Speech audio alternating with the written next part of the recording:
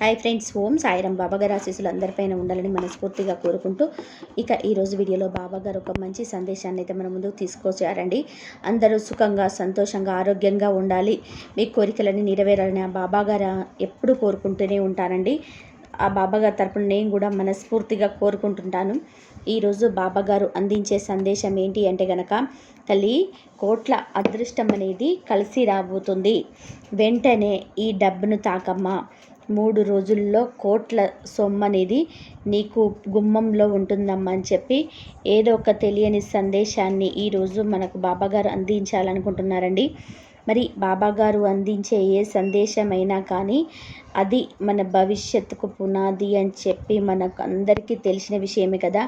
మరి ఈ సందేశం వినే ముందు ఎవరికైతే బాబాగారు అంటే నమ్మకం ఉంటుందో వారందరూ కూడా ఈ వీడియోకి ఒక చిన్న లైక్ ఇచ్చి వీడియోనైతే వినడం స్టార్ట్ చేయండి. కింద కామెంట్ సెక్షన్లో ఓం సాయిరాం అని చెప్పి కామెంట్ చేయడం కూడా అస్సలు మర్చిపోవద్దు. చాలా బాబాగారి యొక్క సందేశం విషయానికి వస్తే, బిడ్డ, అదృష్టం కలిసి రాబోతుంది. వెంటనే డబ్బును తాకమ్మా. 3 రోజుల్లో కోట్ల సొమ్ము అనేది గుమ్మంలో ఉంటుంది తల్లి అని చెప్పి మనకి ఈ చిన్న కథ ద్వారా అసలు ఈ సందేశం ఉండే ఆంతర్యం ఏంటో తెలియబోతున్నారు. ఒక ఊర్లో ఒక జమీందారు ఉన్నాడనమాట. అతను తనకి ఊహ తెలిసిన దగ్గర నుంచి చాలా కష్టపడి డబ్బును సంపాదిస్తాడు. తనకి చక్కగా 2 బిడ్డలు కూడా ఉన్నారు. ఆ బిడ్డలకి కోరింది ఇస్తూ చక్కగా అడిగినవి ఏవి కూడా కాదనకుండా ఒక అమ్మాయి, ఒక అబ్బాయి అన్నమాట. మంచి చదువులు చదివించుకుంటూ మంచి జ్ఞానాన్ని నేర్పుకుంటూ ఆ పిల్లల్ని చక్కగా పెంచుతాడు. 2 కూడా పెళ్ళిడికి వస్తారనమాట. అమ్మాయికి ఎలాగైనా కానీ ఒక ధనవంతులైన కుటుంబానికి ఇచ్చి పెళ్లి చేస్తే అమ్మాయి సుఖపడుతుంది అనే ఆలోచనతో తను వెళ్ళిన చోటల్లా మా అమ్మాయికి మంచి సంబంధం చూడండి అని చెప్తూ ఉంటాడనమాట. అలా ఆ అమ్మాయికి వాళ్ళు వీళ్ళు అందరూ చెప్తూ ఉండగా ఒక ధనవంతులైన సంబంధం అనేది వస్తుంది.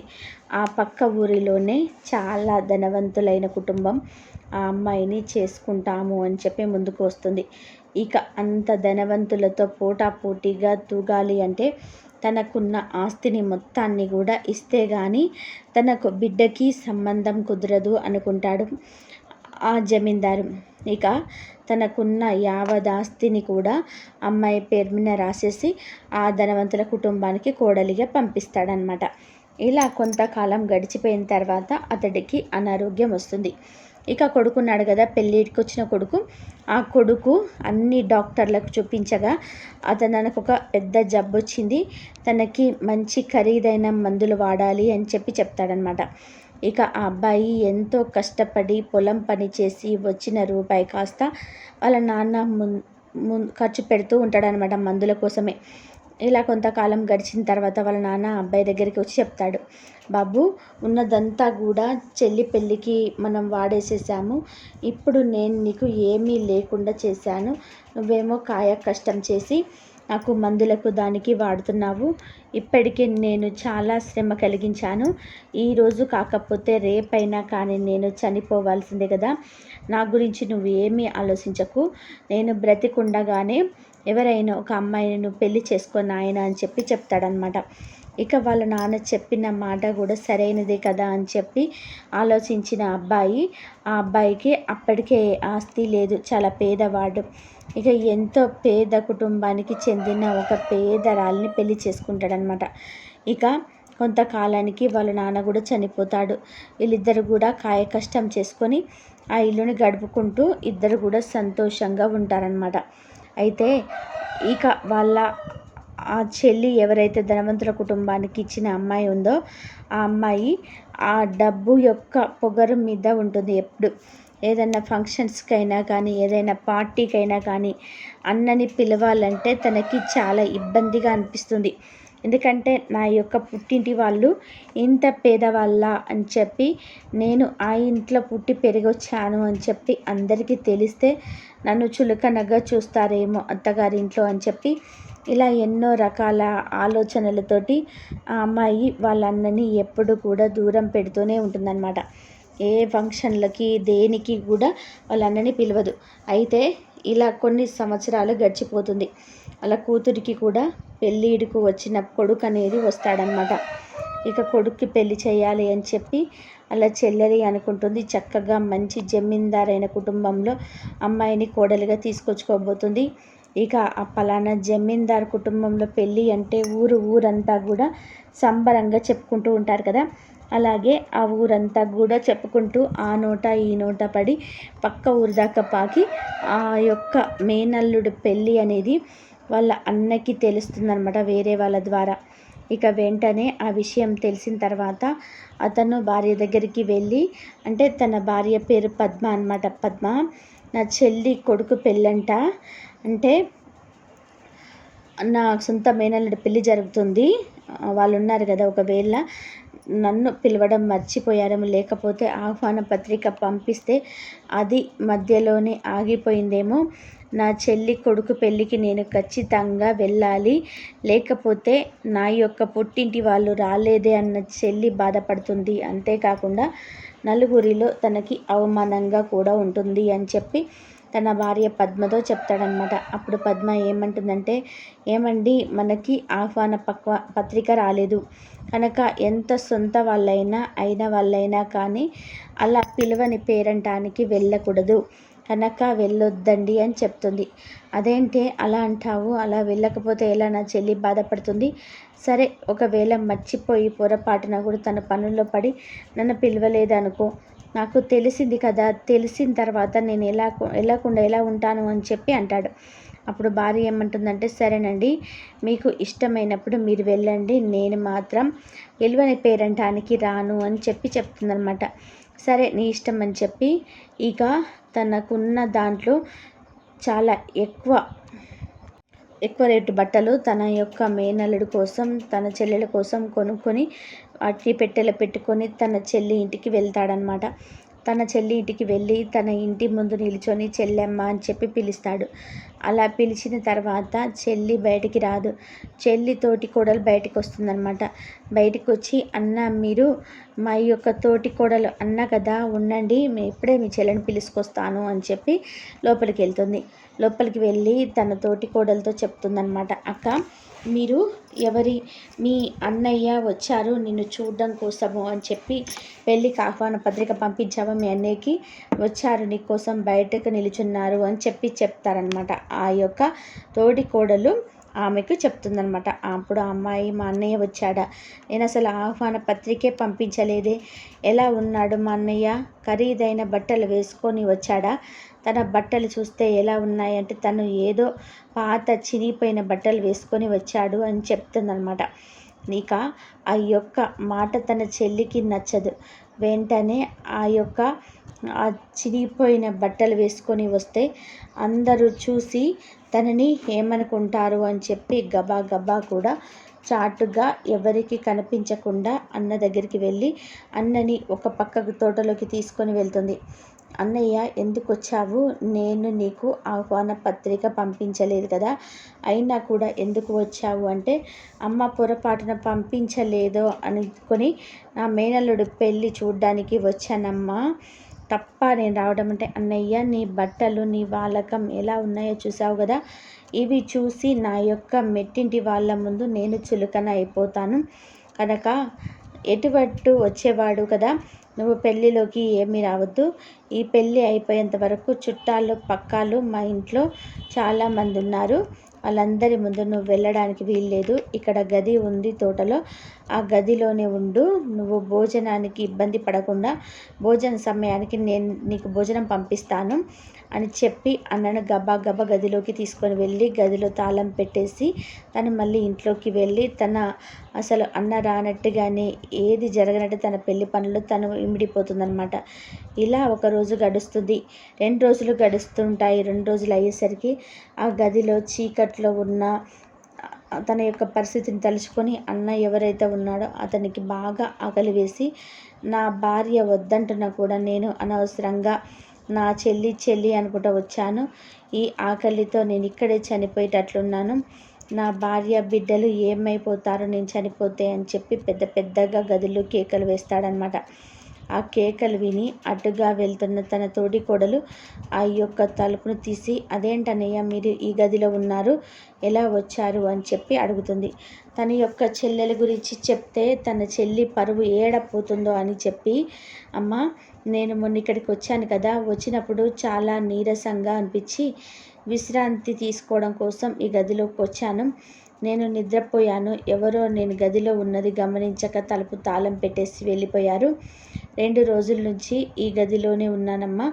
ఎవరన్నా వస్తారేమో తీస్తారేమో అని ఎదురు చూస్తున్నాను.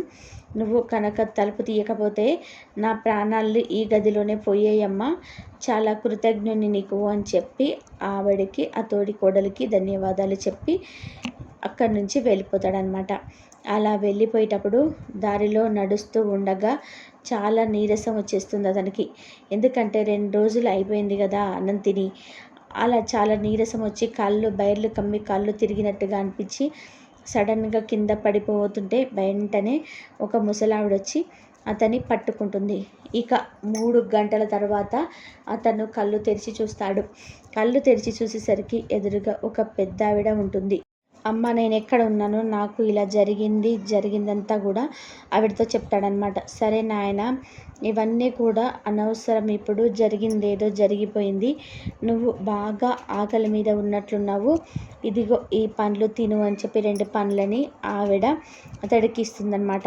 ఆ పండ్లని తింటాడు. తిని, అయ్యా నువ్వు ఆకలి వేస్తే దారిలో తినవచ్చు, కొన్ని పండ్లను సంచిలో వేసుకొని వెళ్ళు, ఇంట్లో నీకు భార్య బిడ్డలు ఉన్నారు కదా, వారికి కూడా కొన్ని పండ్లను కోసుకొని వెళ్ళు అని చెప్పి ఆ పండ్లున్న చెట్లను చూపిస్తుంది. ఆ చెట్లుకున్న పండ్లని ఆ సంచి నిండా కోసుకొని వెళ్తాడనమాట. వెళ్ళేటప్పుడు, అయ్యా నీకు ఒక 9 విషయాలు చెప్తాను, ఈ 9 విషయాలు కనుక నువ్వు గుర్తుంచుకుంటే జీవితంలో నీకు ఎటువంటి బాధలు రావు అని చెప్పి 9 విషయాలు చెప్పి అతన్ని పంపించేస్తుందనమాట. అతడు వెళ్ళిన తర్వాత తన భార్య ఎదురొచ్చి ఆ సంచిని తీసుకుంటుంది. ఇదిగో మా చెల్లి నాకు ఈ కాయలు ఇచ్చి పంపించింది, ఇక ఈ కాయ లోపల పెట్టు తింటారు అని చెప్పి ఆ సంచి ఇచ్చి పంపించిన తర్వాత ఇక ఆ సంచి తీసి ఆ లోపలికి తీసుకొని వెళ్ళి పిల్లలు పిలుస్తుంది కాయలు తినడానికి. అందులోంచి తీస్తే ఆ సంచి నిండా కూడా బంగారపు కాయలు. ఇక దానిమ్మ కాయలను ఒలిసి చూస్తే అందులో వజ్రాలు, వైడూర్యాలు అవన్నీ కూడా కొన్ని కోట్ల విలువ చేసే బంగారు ఆభరణాలు, బంగారు కాయలు, వజ్రాలు, ఆభరణాలు ఇవన్నీ కూడా ఆ సంచి నిండా ఉంటాయి. వెంటనే పెద్ద పెద్దగా అరుస్తుంది. ఏంటి అని చెప్పి గబా గబా అతను ఆ ఆవిడ దగ్గరికి వెళ్తాడనమాట. అందులో బయటకు వచ్చేస్తుంది గదిలో నుంచి. ఏమండి మీ చెల్లి ఇచ్చిన కాయలేనా అవి అంటే, అవును మా చెల్లి ఇచ్చిన కాయలే అని, మా చెల్లి ఏదైతే ఇచ్చిందో అవే తీసుకొని ఇంటికి వచ్చాను అని చెప్తుందనమాట. మీ చెల్లి చాలా మంచిదండి, మీ చెల్లి మన యొక్క పేదరికమైన స్థితిని చూసి తను మన కోసం ఏం పంపించిందో మీరే ఒకసారి లోపలికి వచ్చి చూడండి అని చెప్పి అతని చేయి పట్టుకొని లోపలికి వచ్చి తీసుకొని వెళ్తే ఆ సంచిలో నుంచి ఆ కాయలను చూసి అతను కూడా షాక్ అవుతాడనమాట. ఆ సంచిలో నుంచి కాయలను చూసి అతన్ని కూడా షాక్ అవుతాడనమాట. ఇక అతనికి జరిగిందంతా కూడా అర్థమైపోతుంది. దారిలో తనని ఆపింది లక్ష్మీదేవి అని చెప్పి, లక్ష్మీదేవి తన యొక్క కష్టాలను చూసి ఈ విధంగా కరుణించింది అని చెప్పి. కానీ ఆ యొక్క భార్యతో ఏది కూడా చెప్పడు. ఎందుకంటే తన చెల్లి విలువగా ఉండాలి అని చెప్పి ఉద్దేశంతో తన చెల్లి ఇచ్చి పంపించింది అన్నట్లుగా అతను కూడా ఉంటాడనమాట. ఇక ఆ యొక్క వాటిని, ఆ కొన్నిటిని అమ్ముకొని తను మంచిగా ఒక పెద్ద జమీందారు ఇల్లు కట్టుకుంటాడు, కార్లు కొనుక్కుంటాడు, తనకి నౌకలను పెట్టుకుంటాడు, ఒక వ్యాపారాన్ని మొదలు పెట్టుకుంటాడు. అతని యొక్క ఊరిలోని ఒక పెద్ద జమీందారుగా కొంతకాలానికి అతను స్థిరపడిపోతాడనమాట. ఇక కొన్నాళ్ళ తర్వాత వాళ్ళ ఆవిడ అంటే ఆ భార్య పద్మావతి వచ్చి అతనితో చెప్తుంది, ఏమండి మనం ఇదివరకు ఎంత లేని స్థితిలో ఉన్నామో అంత లేని స్థితిలో నుంచి ఇప్పుడు మనము ఈ స్థితిలో ఉన్నాము అంటే దానికి కారణం మీ చెల్లే కదా. ఒక్కసారి మీ చెల్లిని ఈ పండగకైనా మన ఇంటికి తీసుకొని రండి, తనని జాగ్రత్తగా చూసుకొని తనకు మంచి మంచి కానుకలు ఇచ్చి తన మెట్టింటికి పంపిద్దాము, ఒక వారం ఉంచుకుందాము అని చెప్పగా ఇక ఈసారి తను మంచిగా జమీందారు హోదాలో మెడల్లో మంచిగా బంగారపు చైన్లను, 10 వేళ్లకు 10 ఉంగరాలను పెట్టుకొని బంగారు రథం మీద తన చెల్లిని తీసుకురావడానికి వెళ్తాడు. బయట నిల్చొని చెల్లెమ్మ అని కేకేస్తాడనమాట. అప్పుడు తన తోటి కోడలు బయటికి వచ్చి, అన్నయ్య మీరా ఉండండి, మీ చెల్లిని పిలుస్తాను అని చెప్పి లోపలికి వెళ్ళి, మీ యొక్క అన్నయ్య వచ్చారు అని చెప్పి తన చెల్లితో చెప్తుందనమాట. ఎలా వచ్చారు? మా అన్నయ్య మళ్ళీ పేదరికం నుంచి చినిగిపోయిన బట్టల నుంచి వేసుకొని వచ్చారా అని చెప్పి తను చాలా గర్వంగా మాట్లాడుతుంది. అప్పుడు అలా రాలేదు ఈసారి, తాను బాగా జమీందార్ లాగా వచ్చాడు, అది కూడా బంగారు రథంలో వచ్చాడు అని చెప్పగానే పరుగున తన అన్నయ్య దగ్గరికి వెళ్ళి తన యొక్క స్థితిగతులను చూసి దాన్ని పట్టి తన అన్నయ్య ఇంట్లోకి తీసుకొని వెళ్ళి తనకి మంచి నీళ్ళు పండ్ల రసాలు ఇచ్చి మంచిగా చూసుకుంటుంది. చెల్లెమ్మ నువ్వు నాతో పాటు మా ఇంటికి వస్తే 1 వారం రోజులు ఈ పండుగ వెళ్ళిపోయేంత వరకు అక్కడే ఉండొద్దు కానీ రా అని చెప్పి చెప్తాడనమాట. అప్పుడు సరే అని చెప్పి క్షణం కూడా ఆలోచించకుండా తన అత్తమామలకు తన భర్తకు చెప్పి వెంటనే బయలుదేరి వెళ్తుందనమాట. ఇక చక్కగా మంచిగా తనకు విందు భోజనాలు పెట్టి చాలా దర్జాగా భార్యాభర్తలు ఇద్దరు కూడా తన చెల్లిని చూసుకుంటారు. ఇక ఒకరోజు తన యొక్క భార్య తన భర్త దగ్గరికి వచ్చి, ఏమండి రేపు ఇంకా మీ చెల్లి వెళ్ళిపోతానంటుంది, తనకి ఎప్పుడు కూడా గుర్తుండిపోయేటట్టు ఒక బహుమతిని కానుక తీసుకొచ్చి ఇవ్వండి అని చెప్పగా ఇక తన అన్న కూడా బాగా ఆలోచించి ఒక చెప్పులు కుట్టే షాప్ దగ్గరికి వెళ్తాడు. చెప్పులు కుట్టే షాప్ దగ్గరికి వెళ్ళి బంగారం, వజ్రాలు, వైడూర్యాలు, రత్నాలు అన్నీ నింపి ఒక బంగారు చెప్పులను నా చెల్లి కోసం నువ్వు తయారు చేయగలవా? ఆ చెప్పులు కూడా మామూలుగా ఉండకూడదు, నా చెల్లి ఒక్కొక్క అడుగు వేస్తే అవి మాట్లాడాలి, అది కూడా నేను చెప్పిన 9 మాటలను మాత్రమే మాట్లాడాలి అని చెప్తాడనమాట. అలా నువ్వు చేయగలవా అని చెప్పి ఆ చెప్పులు కుట్టే వ్యక్తిని అడుగుతాడు. అప్పుడు ఆ చెప్పులు కుట్టే వ్యక్తిని చక్కగా చేయగలను, కాకపోతే దానికి డబ్బు చాలా ఎక్కువ అవుతుంది అని చెప్తాడు.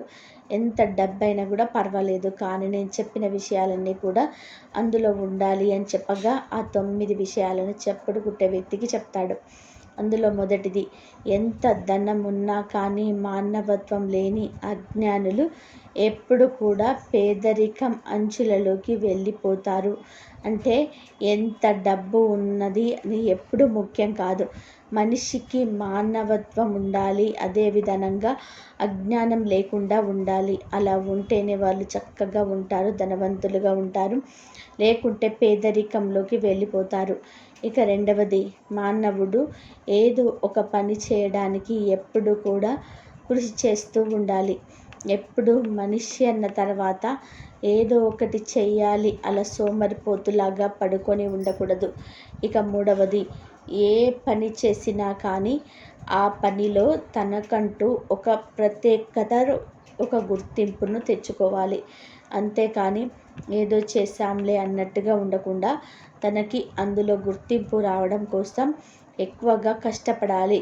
ఇక నాలుగవది, అజ్ఞానాన్ని తొలగించుకొని జ్ఞానాన్ని పొందాలి.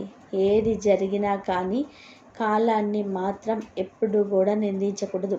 ఎందుకంటే కొంతమంది ఏది జరిగినా కూడా నాకు టైం బాగలేదు, నీ వల్ల ఇది జరిగింది, నీ వల్లే అని చెప్పి ఒక నిందిస్తూ కాలాన్ని నిందిస్తూ అసలు కాకుండా అజ్ఞానాన్ని తొలగించుకొని జ్ఞానంతో ఉన్నవాళ్ళు ఎప్పుడు కూడా కాలాన్ని నిందించరు. ఏది జరిగినా కూడా అది తన వల్లే జరిగింది అనుకొని అది ముందుకు జరగకుండా ఆ పనిలో నష్టం రాకుండా జాగ్రత్త పడతారు.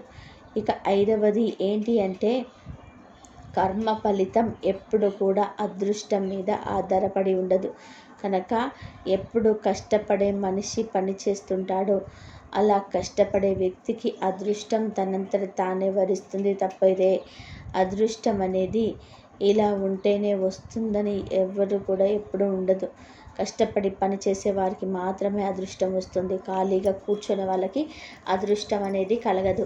ఇక ఆరవది, ఎప్పుడు ఎదుటివారిని దూషిస్తూ నిందిస్తూ ఎదుటివారిని ఎదుగుదలను చూసి అసూయ పడుతూ ఉండేవారి వెనుక లక్ష్మీదేవి ఎప్పుడు కూడా ప్రయాణించదు.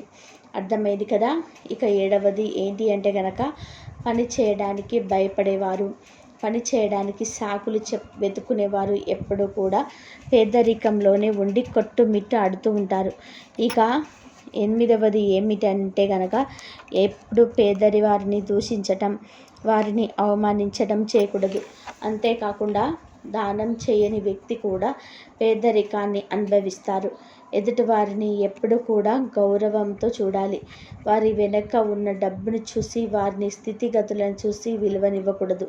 కనుక ఎంత పేదరికంలో ఉన్నా కానీ మనిషికి ఇచ్చే విలువ తప్పకుండా ఇచ్చి తీరాలి. ఇక 9వది ఏంటి అంటే గనక చెల్లమ్మ, అహం, రక్త సంబంధం, ధనం, ఈ మూడింటిని చూసి ఎప్పుడు మనిషి అనేది తన యొక్క స్థితిగతులను బట్టి అడుగు వేయాలి. ఇప్పుడు ఎంత ధనం ఉన్నా కానీ రక్త సంబంధికులను మాత్రం మర్చిపోకూడదు. ఎందుకంటే కాలం ఎప్పుడూ ఒకేలాగా ఉండదు. ధనం కన్నా రక్త సంబంధం, మానవత్వం అనేది చాలా విలువైనవి. అది చెప్పి పేదరికాన్ని అనుభవిస్తారు. ఎదుటి వారిని ఎప్పుడు కూడా గౌరవంగా చూడాలి. వారి వెనక ఉన్న డబ్బును చూసి, వారి యొక్క స్థితిగతులను చూసి విలువనివ్వకూడదు. కనుక ఎంత పేదరికంలో ఉన్నా కానీ మనిషికి ఇచ్చే విలువ తప్పకుండా ఇచ్చి తీరాలి. ఇక అన్నిటినీ మనం అహం, రక్త సంబంధం, ధనం, ఈ మూడింటిని చూసి ఎప్పుడు కూడా మనిషి అనేది తన యొక్క స్థితిగతులను బట్టి అడుగు వేయాలి. ఎప్పుడు ఎంత ధనం ఉన్నా కానీ రక్త సంబంధికులను మాత్రం మర్చిపోకూడదు.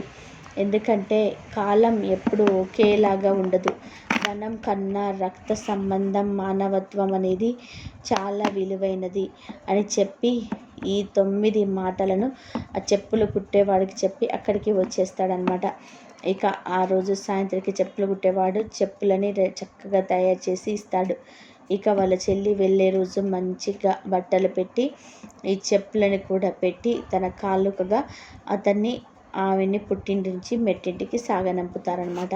ఆ చెప్పులు చూసి వాళ్ళ చెల్లి చాలా సంతోషపడుతుంది. ఎందుకంటే ఆ చెప్పుల విలువే కొన్ని కోట్ల రూపాయలు ఉంటుంది. ఇక అత్తగారింటికి వెళ్ళిన తర్వాత అత్తగారు అడుగుతారు, మీ అన్నయ్య ఏం పెట్టారు అని చెప్పి. అప్పుడు ఆ చెప్పులను తీసి చూపిస్తుందన్నమాట.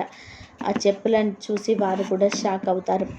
అంత బాగుంటాయి. అవే వజ్రాలు, వైడూర్యాలు, బంగారంతో నిండి ఉంటాయన్నమాట. ఇక ఆ చెప్పులు వేసుకొని ఒక్కొక్క అడుగు వేస్తూ ఉంటే ఆ చెల్లికి ఈ 9 మాటలు వినిపిస్తాయి. వెంటనే అక్కడ కుప్ప కూలిపోయి పెద్దగా ఏడుస్తూ వెంటనే అత్త, మామ, భర్త, తోటి కోడలు అడుగుతారు ఏమైంది అని చెప్పి. అప్పుడు జరిగిందంతా కూడా అన్నకు చేసిన అవమానమంతా కూడా వారికి చెప్తుందనమాట. జరిగింది ఏదో జరిగిపోయింది. ఇప్పటి నుంచైనా కానీ రక్త సంబంధికులకు విలువని ఇవ్వాలి. వారికి ఉన్నా లేకపోయినా వారిని ఎప్పుడు కూడా అవమానించకూడదు. వారిని ప్రేమగా చూసుకోవాలి. ఎటువంటి సహాయం చేయకపోయినా కానీ వారిని మాత్రం అవమానించే హక్కు నీకు లేదు అని చెప్పి చెప్తారు. తన తప్పు తాను తెలుసుకొని చాలా బాధపడుతుందన్నమాట.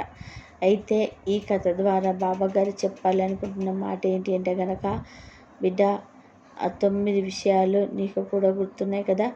మరి నీకు కోట్ల అదృష్టం అనేది లక్ష్మీదేవి రూపంలో నిన్ను కూడా కటాక్షించాలి అంటే ఈ 9 విషయాలను భవిష్యత్తులో ఎప్పుడు కూడా గుర్తుంచుకోవాలి.